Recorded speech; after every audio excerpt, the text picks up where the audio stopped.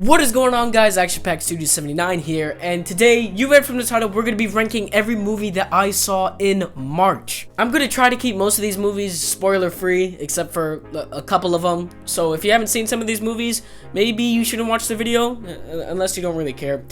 Big shout outs to David Lawler and Cinema Ranks for giving me the idea for this, because you guys were the ones that I saw making this, and I thought it was a cool concept, so I'm going to be trying it out. So yeah, let's hope I don't fail miserably. But yeah, guys, without further ado, let's get into today's video. Funny monkey, lovable, I love funny monkey, funny monkey. This film is terrible. This is definitely one of my top 5 worst movies that I've ever seen. I mean, honestly, Daredevil 2003 was more enjoyable than this. I really feel like this movie doesn't do anything right, and it's so dumb. It borrows from like 8 different movies. From the first half, it's like an Iron Man movie almost. Then the second half, it's like a horror monster movie. And then the final act, it's like a Lord of the Rings. Come on. This film has disgusting CGI. The CGI is good, but the use of it is gross. I mean, look at this. Oh my god! Bradley! No! You gotta go! This woman is God. She's a god, I guess, because she lands here in this alternate dimension. They don't even explain how the dimension got there. It's just there. And there's bootleg guava juice man. What's up, YouTube? She gets there, and then all of a sudden she just trashes this man's house like he didn't just save her from these disgusting spider things. And then next thing you know, they're best friends. Chocolate. Chocolate. Yeah, chocolate. Chocolate. Chocolate. Chocolate. Do not chocolate. I mean, what did you expect? Homie was eating moss for his whole life. How did she do that? If I put a chocolate bar in my pocket for a nanosecond, I already got a pocket of chocolate milk. I mean, seriously, this movie is terrible. They're trying to be Bruh. yeah, they're trying to be Bruh. she wanted me. Bruh. So before I watched Zack Snyder's Justice League, I decided to give this a rewatch. This film is all over the place. You can tell with what is reshoots. I mean, Ben Affleck's hairline just tells everyone that this is reshoots. That green screen is... oh my god. Character arcs in this movie are so inconsistently bad that it's laughable. This movie is so bad that I found myself laughing out loud in some scenes. Hey, this movie had me laughing out loud more than a comedy movie should have me laughing out loud. It kind of made me realize that Gal Gadot is kind of garbage. I mean, a lot of people say that Ben Affleck and Gal Gadot try their best to carry this movie. Yeah, let's be honest, the only thing carrying this movie is the ground. There's no actor, there's not a single actor in this film that gives a solid performance besides Ray Fisher.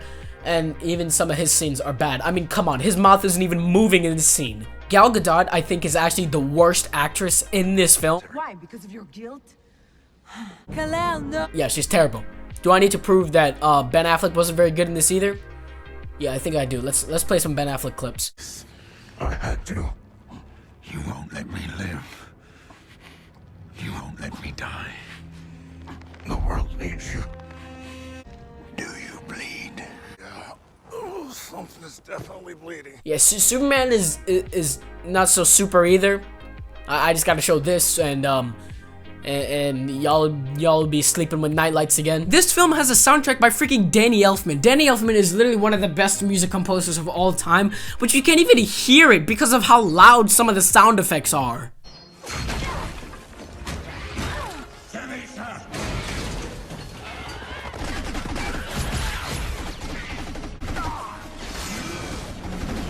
Did I also mention that it has a terribly generic villain? And he doesn't even like look cool. Like I mean, what is the helmet like part of his head, or like does he actually have horns? Because if he does, how did he put this helmet on? I have so many questions.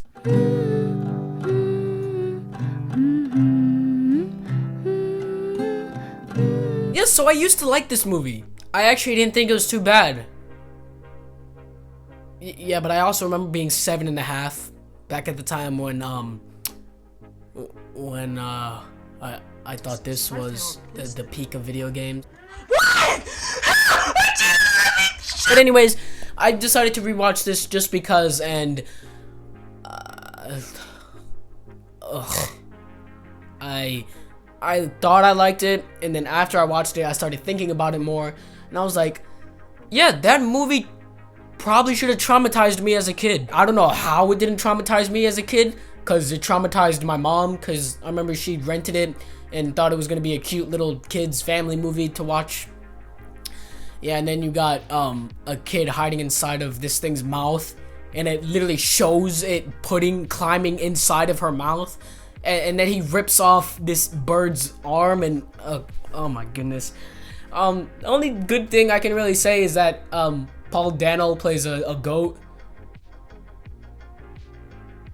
Probably why I liked this when I was 7 was because I didn't know furries were a thing. Knowing what furries are now, this movie is But all jokes aside, I think that this film there is credit where credit should be due. The visuals are in some shots are pretty beautiful, I'm not gonna lie. I like the scene when they're all on the mountain when the sun is setting. I think the visuals are pretty good. The costumes look great. The fact that they're real suits and only their like faces or CGI makes it a little better. And it also probably makes it a lot scarier to be on set with these things, because they look gigantic. And I could say that if somebody who loved the book watched this movie and they really liked it, I could say that probably would be a pretty cool experience to see some of these characters be brought to life on the big screen and it be done so successfully. And they actually look really good, and I wish I was a fan of the book. And I wish I was such a big fan of these characters, because I feel like seeing this happen was probably very magical. But I'm not a furry, so it wasn't magical at all. Stop me if you've heard this one before. Two guys walk into a bar. Yeah, this is down pretty low on my DC anime ranking. If you guys didn't know, I really like these films. Flashpoint Paradox is one of my favorite movies of all time, because it's such a great depiction of the Flashpoint Paradox book. And that's why I love these films so much, is because if you haven't seen me and Micah's video, we did a collab, and I said that these films are so good because it's like they take piece from the comic and they just go right from it. Like, they don't even write a script. The comic book is their script. But this is not Batman Hush. This is Batman and Catwoman kiss. That's what this is. It's a romance with Batman and Catwoman and a little bit of Hush. And it's not even Hush, it's Riddler. Thomas Elliot is a very iconic character from the Batman comic books because he's one of the most iconic villains, Hush. And the thing so cool about him is because he rips off his own face and makes a replica of Bruce Wayne's face and commits crimes around Gotham, basically framing Bruce Wayne because he's wearing his face.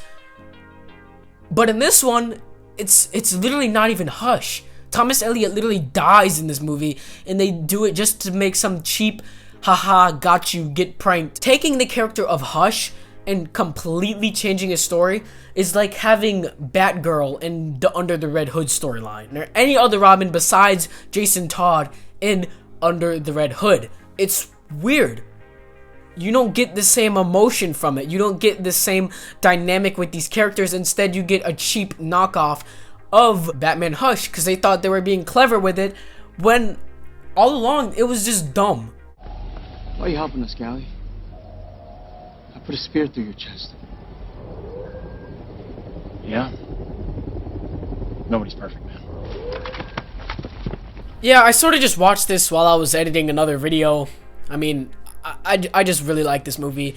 It's not a very good movie. It's just so fun and just really good. I really like it. So I mean, I don't really know. I just watched this in the background of editing. So yeah, Maze Runner, I'll give it a 7 out of 10. Let's just go on to the next movie. Nothing really special. I came because I have no choice.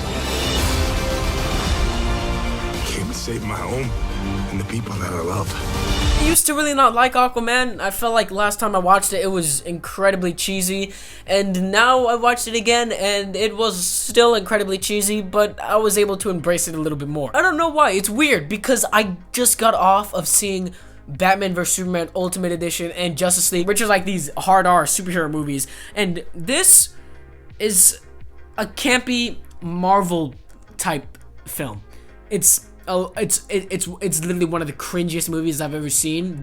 Some of the acting in this, oh my god, is horrendous. You make up another one. When am I gonna be good enough? Does she not love me? Are you saying they executed her? The CGI is either really, really good or really, really bad. There's not really any in-betweens. And I could say that that's good for this film. I'm okay with it because all the scenes where the CGI needed to look good, it looked good, and it delivered. Another thing I really like about this film is the action in it. It is filmed with a wide shot camera and not all these quick cuts, so that you can actually see what's going on. It's just great. You can see all the action, you know what's going on, and it's just great to digest, and you have a blast with it. The color palette in this film is beautiful. I think all the colors are bright. I love the look of Atlantis. Like these armored guys with the white outfits, they just look so cool. And it's like that Power Rangers vibe, and it's so cheesy, but it's great. So in this, you can name a film with a crab man getting eaten by a shark, which is proceeding to get stabbed and eaten by a giant barracuda just to be killed by another crab man. Yeah, this is gonna sit comfortably with my other favorite DC films.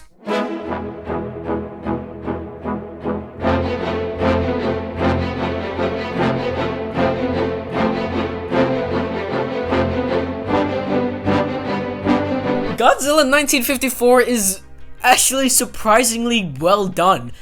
I constantly found myself wondering, how in the world did they pull this off? For a film that was black and white and in all Japanese, I probably should not have watched this at 2 in the morning, but I mean, I still enjoyed it. This is definitely something you don't want to watch while you're tired, because your eyes have to be open the whole time to be able to read captions, to be able to understand what's going on. And I also admire how they were able to pull off this Godzilla and actually pull emotion from you. And you feel tension and you feel afraid for these characters. And it's actually like a pretty creepy movie. It's very eerie. Godzilla is terrifying in this one, probably scarier than the actual live action Godzilla, because he's just ruthless in this one. I mean, he literally burns down like a freaking orphanage, and there's like some homeless lady on the ground just grabbing her daughter saying, "We're gonna go meet daddy now," and I'm like, bruh! It's just so fascinating how they managed to pull off a film like this and make it seem dramatic and not so overly cheesy. Like it had actual dramatic weight to it, and it's literally just a guy in a heavy costume sweating his buns off probably. But this is great. I really like this film. The acting is surprisingly good. Like there aren't too many like whack scenes in it. I mean, there is like one or two, like this scene. I mean, what are you freaking out about? The fishes just died, that's it. But yeah, this is a fun movie. It's really well made. The soundtrack I think is great. I actually love the soundtrack in this movie. I love the fact that they brought it back in Godzilla King of the Monsters, and I'm so glad that I watched this again, that I watched this film, and now I can realize all these little hints and pieces and similarities between the films that they added. Dr. Serizawa in this one and Dr. Serizawa in Godzilla King of the Monsters are completely different. Serizawa kills himself trying to kill Godzilla in 1954, and Serizawa kills himself to revive and save Godzilla in King of the Monsters, and I think that that's a great dynamic for his character. I like how they were able to keep his character mostly the same and grounded, but obviously they had to make some changes for the story that they were going for, and they were great.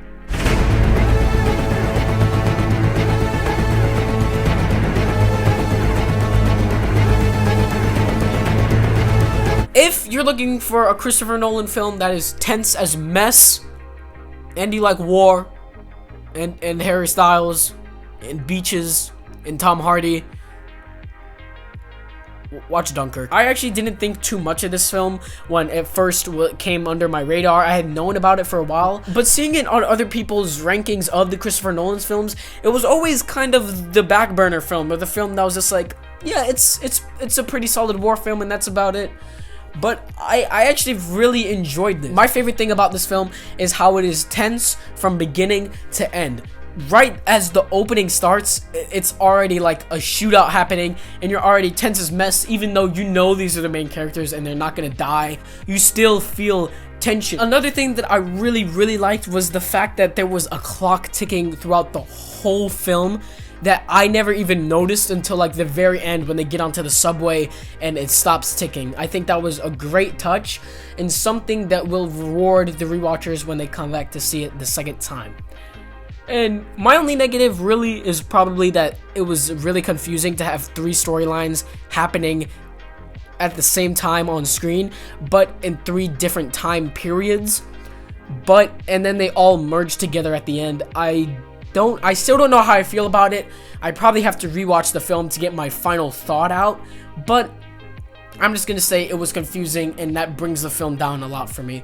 But overall, Dunkirk is great, and I really recommend it to anyone who likes war films and want to have a tense adventure.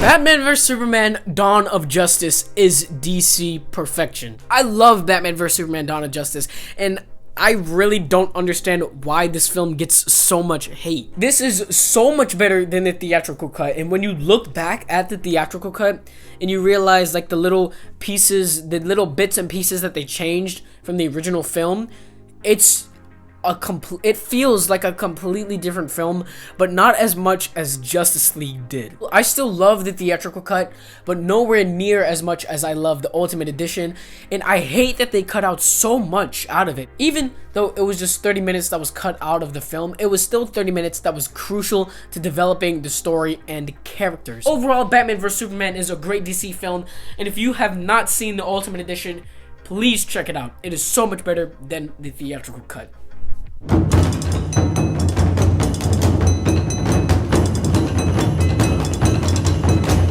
This was great. I really didn't think that I was gonna love this movie as much as I did, and now it's in my top 50 favorite movies, and I would have never estimated that. I think all the jokes land, the characters are hilarious, each and every one of them is witty and enjoyable to see on the screen. The animation is beautiful. I think that this story is such a unique story about sending these dogs off to an island because of a fever, because of like a virus that's been going around. And I love, it's such a small scale story, and it's nice to take a step away from stuff like Justice League and Avengers Endgame with all these end of the world, gotta save the day stories, and just watch a fun film about a boy just trying to find his dog. And that's what makes this film, I guess, so great to me, is because it was just such a simple, fun adventure with beautiful animation.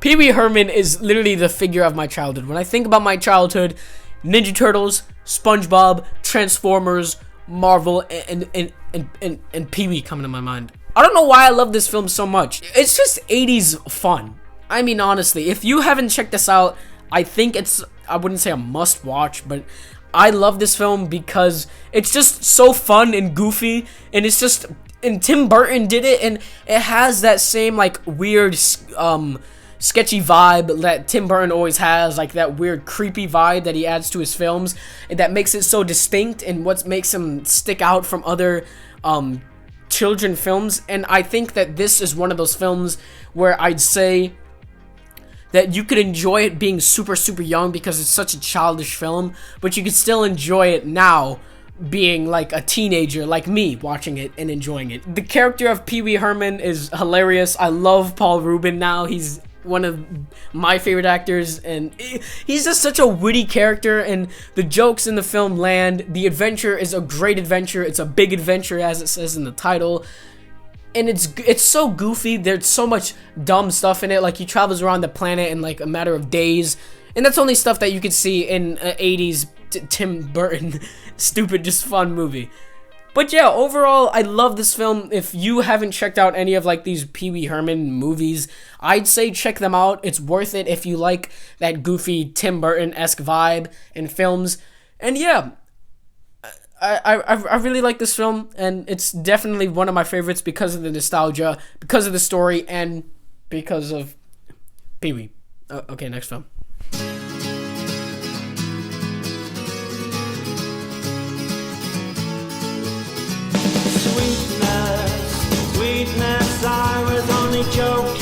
I really wish I rewatched this before I made my top 50 favorite movies, because it's moved up like a bazillion places. Bumblebee is a perfect Transformers movie. I do not have a single flaw with this film. The only reason why it's not up higher on this list is because the other films are just superior. But this film is great. This made Hailee Steinfeld one of my favorite actresses now, just because of her performance that she put on in this. I think is great. It's good not to have a Transformers movie where it's literally explosions every nanosecond. Like, once you filter what the freak just happened, what the character just said in this other movie, you already got an explosion going off right in your face. Like, there's an explosion every 5 seconds in Michael Bay's movies.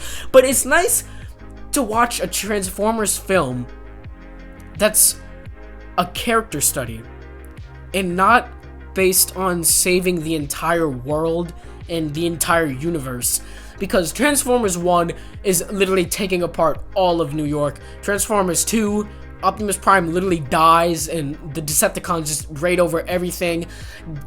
Transformers 3, another city gets completely decimated. Transformers 4, hey, what do you know? Another city gets decimated. Transformers 5, the whole world gets decimated. And Bumblebee is a small scale, I guess, almost like a romance film. It's not a romance film, but it's also not like a buddy comedy. But you feel for Hailee Steinfeld's character and for Bumblebee. But this film is just a beautiful film. The visuals are beautiful, the performances are beautiful, the heartfelt moments between these characters are great.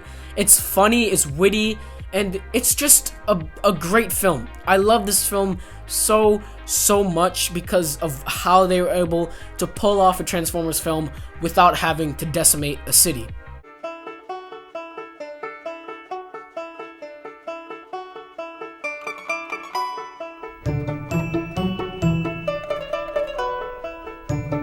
Ah, yes. Fantastic Mr. Fox. What can I say? It's perfect. I started watching this a while ago. I think I first started watching it last summer or sometime, I don't remember, sometime last year when I had first heard Dominic talk about it, and I was like, okay, let's just watch it. So I watched it and I was like, bro, what is this clown on about? This movie isn't very good. And so I decided to rewatch it again, and I'm like, all right, let's wipe off that clown makeup, Dominic. Here, let me give you this instead. This is such a great movie, and I would 100% understand why it is your favorite. Each and every character in this film has a character arc, and I think that is something that is super hard to pull off, especially in a film that has a short runtime, and it pulls it off incredibly well.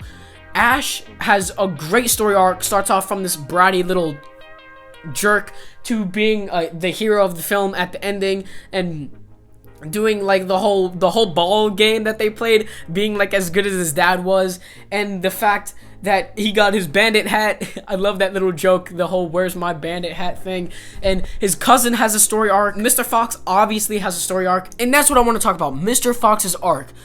It starts off as this character who wants to do the heist because he feels like he's a nobody, and that he just feels like he's a disappointment and he can't be who he truly wants to be unless he pulls off something crazy like this and impresses everyone, and he tries to do that, and he ends up putting everyone's life at stake. And so he has to humble himself incredibly to be able to fix this. And throughout the film, we hear him constantly reference, I have a phobia of wolves, I have a phobia of wolves.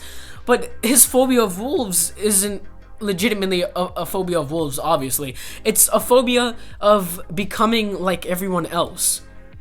Of just blending in and being just another wild animal, just like everyone else is. But at the end, he realizes that that's not too bad. That you can still be who you want to be and live in that lifestyle. And I think that that is just a beautiful conclusion. And I think the way that they showed it in the film was the perfect way to show it, and I could not have it any other way.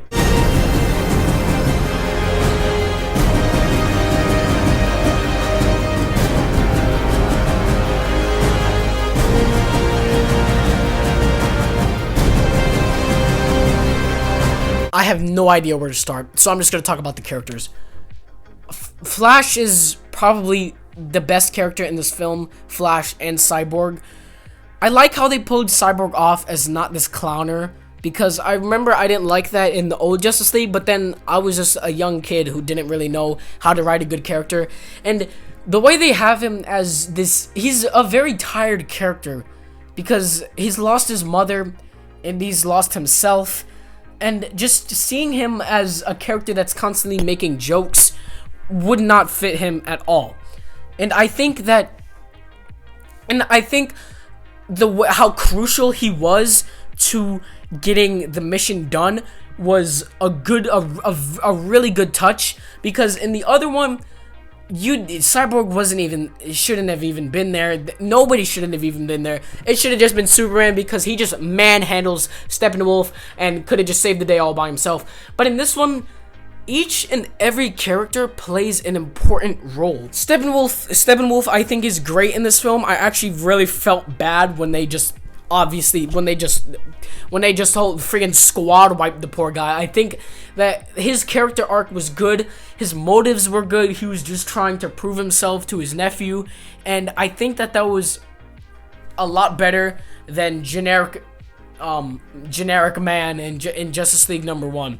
Also, the soundtrack in this film is great. At the Speed of Force, that theme is beautiful. It is such a good song. It's perfect for Ezra Miller's Flash when he's fixing this whole universe, and it just makes the film feel so powerful. And I think it's a big step up from the whack soundtrack in Justice League 2017. That was just disgusting. I don't even want to talk about that. It's just a perfect DC film, but it's not my #1. That spot is reserved for, of course, my second favorite film of all time. Everybody's gotta live. Yes, they do. And everybody's gonna die. Everybody try to have a good time. I think you know the reason why. Jojo Rabbit was easily the best movie I saw this month, and quite possibly the second best movie I have ever seen. Everything in this movie is great. They show World War II as a terrible time in history, and they don't portray it as just a joke that happened and something that wasn't that big of a deal. They showed how they really brainwashed the children that were raised in Germany during that time to see Hitler as almost like a god to them. And I think that they portrayed that really well with the character of Jojo and how much of just a fanatic he was in this film. And I think that he has a really, really good arc. How he goes from someone who was ready to just kill a Jew on sight to falling in love with one. And I mean, honestly, what did you expect from a 10-year-old? He's not going to be fighting in the front lines like he says he is. This film is hilarious. Every single performance in this film is great. I love Scarlett Johansson's performance in this film. It's my favorite performance from Scarlett Johansson. And I think that she pulls off this, just her performance in it was great. Like the scene where she mimics Jojo's dad, I thought was a great scene, not only for her character but also for Jojo's, because it really reminds the both of them that they're all that they have, that they're the only family that they have and the only family that they're ever gonna have, because they don't really talk about anyone else in the film. And the fact that they ended off with Jojo and Elsa dancing, even though they literally lost everything and everyone and have nothing except for each other, I thought was a perfect ending for this film. And I literally could not see this film ending any other way. So that's why it's my favorite film of this month. But yeah, guys, that's going to be the end of today's video. I hope you guys enjoyed it, and I will catch you guys in the next one. Peace. We got it. No, that's